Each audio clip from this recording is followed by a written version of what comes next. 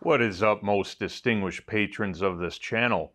Today we are going to be tackling reasons why you shouldn't quench your welds, or anything you welded for that matter, in water or anything else, as well as a lot of information regarding tensile strength and weld specifications, because there seems to be a lot of confusion out there, and hopefully I can shed a little bit of light on that. So let's get into it. Welcome to Making Cooking Mistakes with Greg. No, what I have here is nothing for baking a cake. It's just a container of water. And we're going to be using it to quench something that I welded. And in front of us, we have two test welds. What I'm going to do is basically weld two fillet welds. One I'm going to let air cool, and the second one I'm going to immediately quench it in water. And we're going to look at the results if there's differences when we go and bend test these in the shop press. Now, unless you're a stranger to the internet or a welding school or anything regarding welding, I'm sure you've heard the never quench your plates in water. And you probably never saw a demonstration or a test that would show why you don't do that. So that's kind of what I thought would be fun to do today, is actually do a demonstration as to why you shouldn't. Now, keep in mind, when you're in welding school, it's fairly common to have a quenching bucket near your station. And the purpose of that is so that you can actually get some practice done. Because if you just sit and weld on the same piece of steel after 3 passes, it's so hot it just doesn't weld properly anymore. So the quench bucket is there to facilitate training. It's so you can get more work done in a smaller amount of time with less material. However, you never ever want to do that type of quenching on anything you welded, because in theory, again, it will have a reduction in strength, and we don't want that. So what I'm going to do is just kind of get this stuff cleaned up, and I'll just weld these two and then we'll test them. So let's see what happens.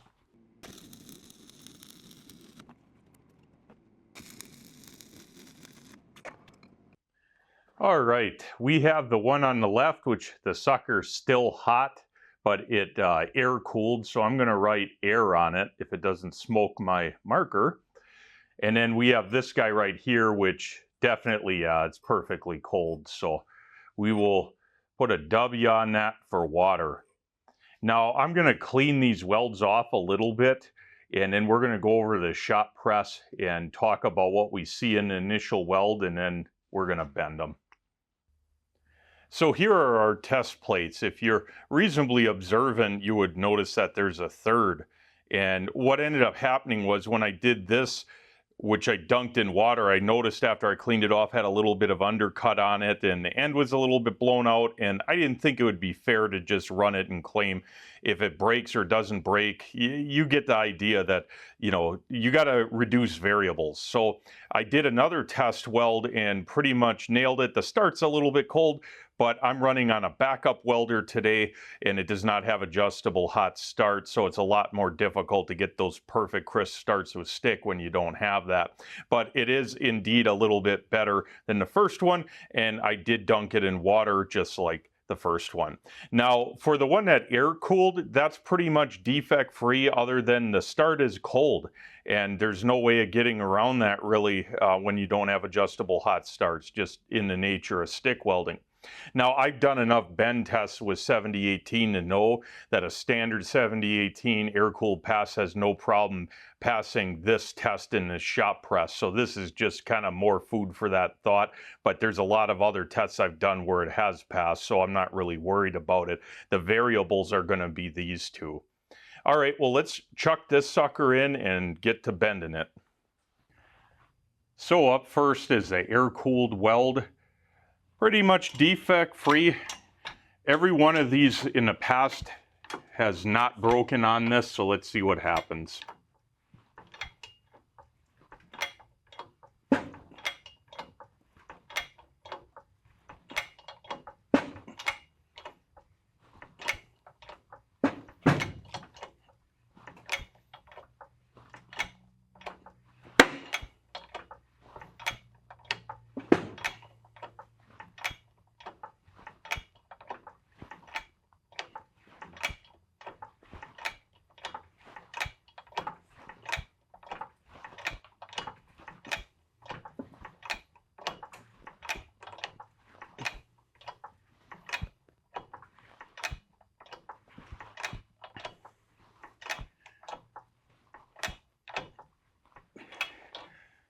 And that's pretty much a full bend. We do not have a failure, although as expected, it's starting to give at the top toe line, but pretty much a clean bend. Now let's do the quenched in water.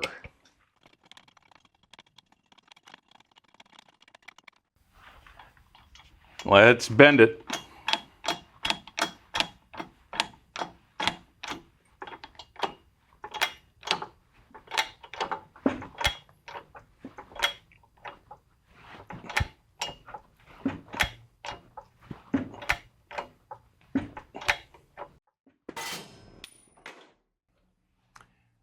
Imagine that, catastrophic failure. Hopefully you were wearing your safety squints there. Let's set that aside and do the second one and see what happens. Oddly enough, that did not break where it was undercut by any means. It actually broke through the weld. So I have a feeling this one will as well.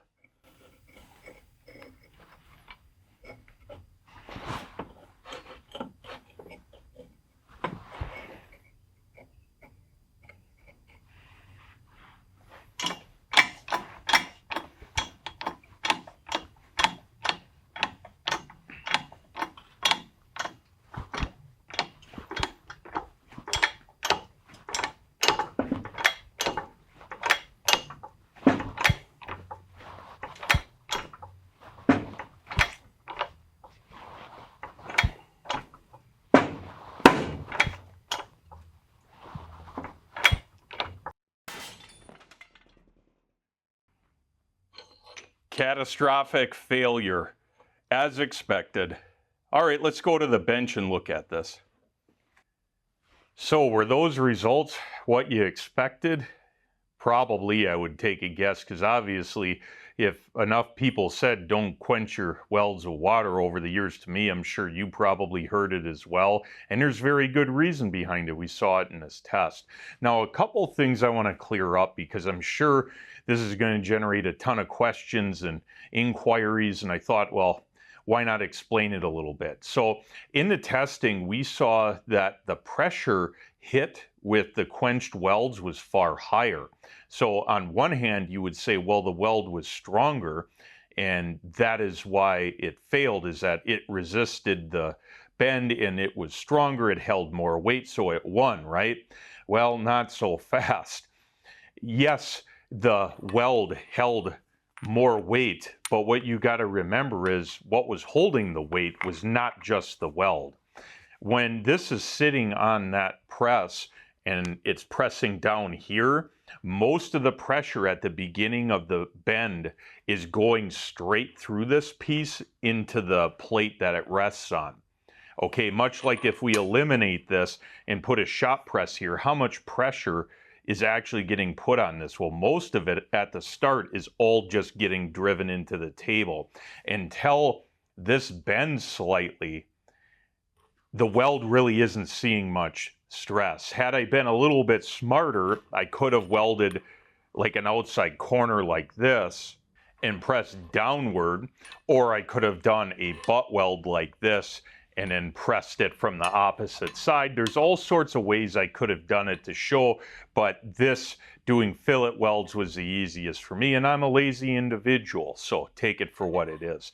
But no, seriously, we saw that it broke, and it didn't just bend, it catastrophically borderline blew up in the shop press, and that's kind of what I expected to happen. And the reason behind this, and I'm no metallurgist, so keep that in mind, when the weld is hot, it's still solidifying internally, even though it's not red hot to you, especially near the end of the weld. Things are happening, in layman's terms, inside of that molten metal that has now become solid. And when you quench it, it essentially locks the grain structure wherever it is. And in the case of this, it likely made that weld extremely brittle. Now, A36 hot rolled steel is not something that would generally be considered, how do I put it, heat hardenable. Like, the carbon content isn't high enough. However, welding rod is not the same as A36 steel, and not to mention when you take something that is borderline molten, so very hot, and just quench it, even though it might not be heat hardenable, you can definitely make things brittle. And you blacksmiths out there that are watching, I'm sure, can give a good opinion on that, on especially why you don't harden heat hardenable steels in water. You do it in oil to control the temperatures. But anyways, back to what I was saying. That water quench on this caused it to fail. And let's look a little bit closer. So every 7018 weld that I've ever done has always passed a bend test. And when you look at how far this is bent over and the amount of strain that was on that weld, a significant amount, and it had no issue. Now, there are warning signs that this is about ready to go. Now, I don't know if it had a little bit of undercut at the beginning, but it's definitely starting to stretch off of there. There's a couple crease lines. Not good, but hey, the amount of stress we put it under, it did not fail, just like every other 7018 weld I've done in the past on this channel. Now, both of these are a completely different result. Essentially, once that pressure got put to where it was trying to bend and flex that weld, it instantaneously broke. It did not basically have any give. It just shattered. And that is directly why you do not want to quench anything that you're welding on with water. And that goes if you're 2, 3, 4 passes deep and you try and cool it faster so that you can go and put another pass on it. This is the likely outcome, and it doesn't matter stick, MIG, TIG, all of them will suffer the same fate if you do this. Now, if you gave it 5-10 minutes to cool down and then hit it with some water, just so you can, maybe paint it faster or something, would it matter? Well, hard to say. In my opinion, after every weld, you should let it air cool for a while before you go and do a second pass. And speaking of that, if you do multiple pass welds, you don't want to run them just back to back to back to back, because by the time you're done, that molten pool is going to stay so hot for so long that the grain structure is going to be affected by that, and that's not desirable either. So speaking of grain structure and tensile strength and all that, I'm going to give you guys a quick book learning lesson that I think you'll find probably fascinating and useful. So in front of us here, I have a bunch of data, and I'm going to put up a better example of it while I talk so we're all on the same page. What we're looking at is a direct comparison between 7018 and ER70S6, but this really isn't meant to compare the two. We're just looking at test results and getting a better idea of that. One of the more confusing things, and it still exists, it's alive and well on the internet Facebook groups, is this idea that 70,000 is 70,000. Like, people compare all the time that 7018 and ER70S6 wire, they're the same because they're both 70,000. Well, the truth is they are not the same. When you talk 70, they are referring to the minimum test results, not the actual test results. And if we look at the column that it says tensile strength, AWS spec says it must be above 70,000. Actual test with 7018 is about 86,000, give or take a little bit for average. And in ER70S6 is around 80,000. So in tensile strength testing from this one company, Washington Alloys, link in the description for both of these rods and the wire, in their equivalent testing, their 7018 produces a higher tensile strength than their MIG wire. And that is where the confusion lies, because no, in testing, they are not equal. However, to make it even more complicated, depending on what shielding gas you use with the MIG welding will affect that result, as well as how big of a weld or how many passes you put down will change the result of that. And certain things you can do that, like say quenching it in water, will negatively affect the results of these tests. And that's why this is such a great test that I did in this video, to show you two identical rods run at the same amperage on the same material can have drastically different results simply by changing one variable, which in the case of this video, I quenched it, which you should never do. But there's far more variables than just quenching that can affect the strength. And I'll talk a little bit more about that once we finish going through this chart. So when you look again, yield strength, 58,000 PSI yield is minimum, 72 is actual with 7018. With ER70, 58, again, same yield strength. However, it's a little bit weaker at 66,000. So yes, a average weld with ER70 versus 7018 with this company's products will produce less tensile strength in yield and elongation with MIG versus stick, okay? But it's far more complex than just that. So let's talk a little bit about heat input.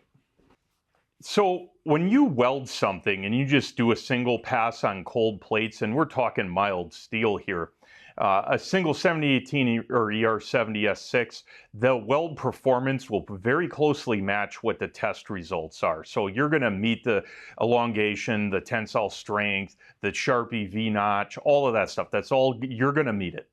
However, when you start doing things that you probably shouldn't, like, well, one, quenching it in water, your test results are going to vary. It's possible they'll be outside of what the normal would be considered, meaning stronger, and more than likely it's going to be far weaker. Now, I demonstrated in this video that quenching it in water, you will not pass a bend test, it will fail. But if you were to take, say, half-inch plate like this is 3/8, but even thicker plate, and do a 3, 4, 5, 6 pass weld on it and not let it cool between passes, what can end up happening is by the time you hit the cap passes, that weld material is so hot for so long and takes so long to solidify that its test results will be below AWS minimum spec. So even though you have a weld on that material and it might look decent, by welding that many passes as fast as you did without a break, you may bust AWS spec. And that's why when you start getting in higher liability stuff, oftentimes a weld procedure or your company policy or your training will specify time limits between passes, or more commonly, they will specify interpass temperature limits. So you do a pass and the metal heats up and you're not allowed to exceed a certain threshold without letting it cool below it. And all of that is to prevent excessive heat in the weld to where the grain structure of it is poor when it solidifies. Likewise, if you do big wide weaves versus stringers, the same effect will happen with that. And that is why, like with stick, universally, I believe the standard is 2 electrode widths is the limit of your weave. Maybe 3 you could get away depending on company policy. But when you're welding on higher liability stuff with stick and you're doing a 5 electrode width, a 1/2 inch wide weave, odds are the test results, if you were to actually do a full-on tensile strength test on that, it will be below AWS spec. So there is a limit to how much metal you can put down in a single pass with conventional processes like stick and MIG before you start seeing detrimental strength. And in a future video, that's something I'll have to test, is doing like a 3-pass weld, one letting it cool between the passes and the other one just welding it straight out until it's done, and bend testing it to see if we have a change in the effect of the strength. I'm not sure on my scale of what I can do would show a difference, because I don't think a 3-pass weld that was not allowed to cool would fail in the shop press, but that doesn't mean there isn't a negative difference or a detriment to it. It's just that we probably would not be able to see it, but that, again, it's something I'm willing to do in a future video. But in regards to that, I'm going to put a link to a great video that weld.com did a long time ago dealing with stringers versus weaves, where they went and tested it in an actual laboratory, and they had a couple out-of-spec tests in a weave pass that they did not have on stringers. And I highly recommend you watch the video when you're done with this one, because you're going to gain a lot of useful knowledge in that. So how much of this is really relevant to your situation? Well, it really depends. If you're the kind of guy that glues together yard art with flux core wire, most of this is irrelevant. If you're a person like I am, where you try and fix anything that you can, and you often work on tractors and heavy equipment and all sorts of stuff like that, then this is directly relevant to you. And the point of what I'm trying to share today is that you can drastically do things that affect the strength of the weld you put down that you might not realize. And like I demonstrated in this video, simply quenching or dumping water on a weld, or doing multiple pass welds and letting it get hot and dumping water on it for that fact to cool it down so you can keep welding, is pretty much one of the universally do not do. Like, you will suffer weld failures if you do that. So definitely a no-go on that. But for other things, you probably should avoid doing huge, big, fat passes and thinking you're all right. Likewise, you probably should let things cool down between passes. I know if any of you have been in welding school or going in welding school, you're going to have your instructor tell you on a critical tested weld that you're doing for a project where you have to pass a test, you know, to become certified or something. I think universally every instructor out there says let it cool down between passes. It's not just to make it easier to weld because the pool doesn't get out of control. It's to prevent excessive heat input, which can drastically alter the specification of the weld you put down, the actual test results. The weld might look the same, but it's not the same. It doesn't have the same performance. Now, had I shown you both welds today, both 7018, or actually all three of them because I screwed up, and you sat down and looked at them, you probably wouldn't think that there was that much of a difference visually looking at it, yet the performance and bend testing is night and day different. And that is why it is so important to do things a certain way and be consistent about that, and don't go and do dumb stuff like quenching welds, or, like I said, putting down huge welds and thinking everything's okay. And the key takeaway, I guess, is if you want consistent, reliable performance, then by simply doing a stringer weld, no matter what the process, stick, MIG, TIG, just a single pass weld, or if you're doing multiple pass, but you're just doing a straight line, is the best way to get reliable performance with any welding process. The moment that you start doing big wide weaves and screwing around with settings or quenching it or doing any of that, you are introducing variables into something that's already massively overly complex, and you're expecting a better outcome. It never is better. Trust me on that. So with that said, I hope you learned something today, and maybe your projects will turn out a little bit better, or at least a little bit stronger, because you won't be dipping them in water like I did in this. So anyways, with that said, thanks for sticking around. Until next time.